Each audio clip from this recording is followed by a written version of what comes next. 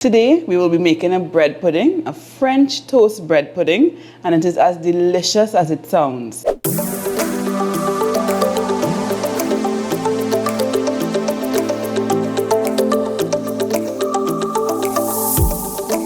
We're going to start with a loaf of bread, and you can use any bread that you may have at home that may have just been sitting down there for 2 or 3 days.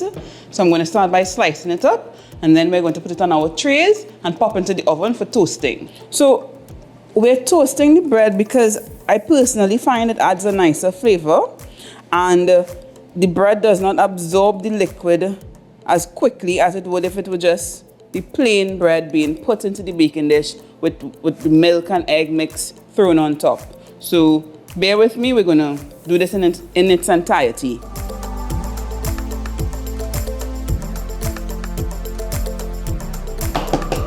Right, so we're just going to start cracking our eggs to make our custard. Generally, when I do the bread pudding, I use like a creme caramel base, which is what I'm going to do today. So basically, you're making a creme caramel, and then you're going to let your bread soak in the creme caramel. This particular bread pudding has always been a hit. I usually do a lovely friend sort of dinner, and I did one this year, and I invited a few friends over to come and partake, and I did a quick bread pudding, really quick. I mean, I had some spare bread on hand, and I decided why not. And I made it, and my friend could not stop talking about it. She said, "Girl, that bread pudding, gosh, that bread pudding." So I'm happy to be doing this because I'll be able to share a little piece with her. Right, so we just start in our mix one time. This is a very quick process. Just add in eggs and sugar. I'm going to give this a little stir. Kind of just take the whisk and break your yolks a little bit. It helps it. And it allows you to just whisk it a little bit faster. Don't get too wild. You don't want egg flying all over the place.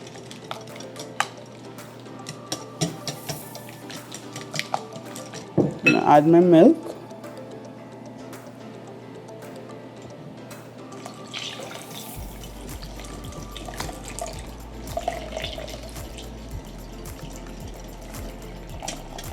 Guys, don't worry about measurement. You're going to notice I never say anything, and that's just because the full recipe is on the website as well as detailed instructions. So if I may have missed saying something that I would have mentioned it in my method.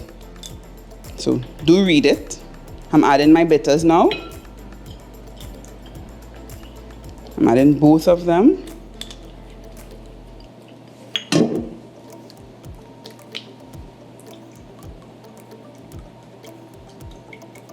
A little flavoring, nothing much. Giving it a little stir again. Now the really nice thing about this is whatever you have left over, because you may not need all. If you know how to do a creme caramel, which is a baked custard, just make your caramel, put it in it and bake it and enjoy that as well, along with your bread pudding. I'm adding a little cinnamon. What's a French toast without some cinnamon? And I do like to add a little nutmeg in this as well.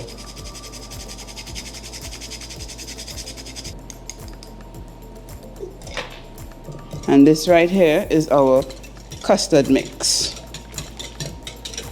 Folks, our bread is toasted very nicely. So what we're going to do, we're going to pour our melted butter onto it. We're going to load it into our dish and layer it with our chocolate chips. You can either use raisins, the dried fruits, anything that you want to use that you think was going to enhance your dish, you go ahead and feel free to. I'm using chocolate chips. So I'm pouring my butter. Wherever it catches, it catches. It is just to add a little something to the dish. Right, I'm going to start layering.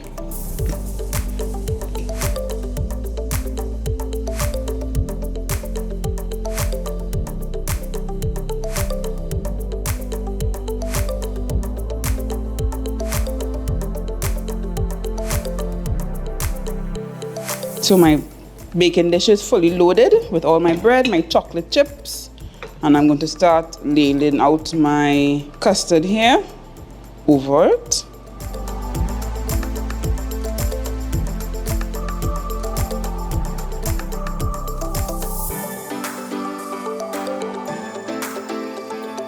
So I filled my dish with my mix. I'm going to press down now, and then I'll know if I need to add more mix to really get all the bread soaked in, because you don't want the top to be dry, as it might be exposed at a point in time if it is you want it to brown. So pressing. Don't be afraid of this part. Just take your time and really press the bread in. It's just going to soak up the liquid.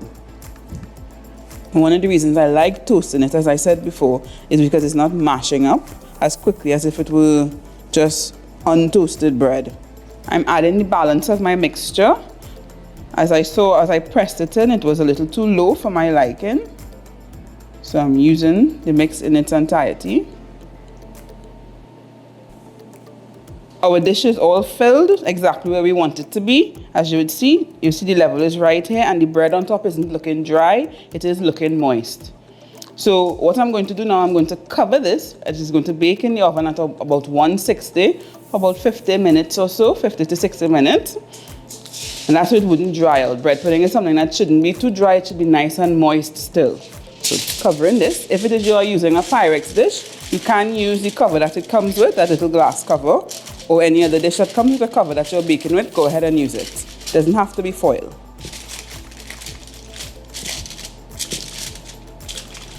And this is going into the oven now.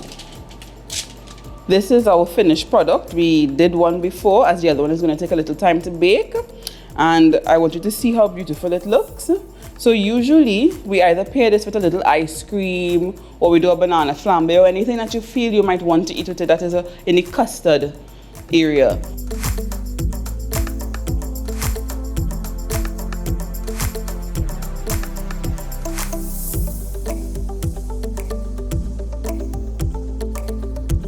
I'm going to dig in. My mouth is watering a little bit. Whew. I'm chunking. It's very nice. It's not over baked.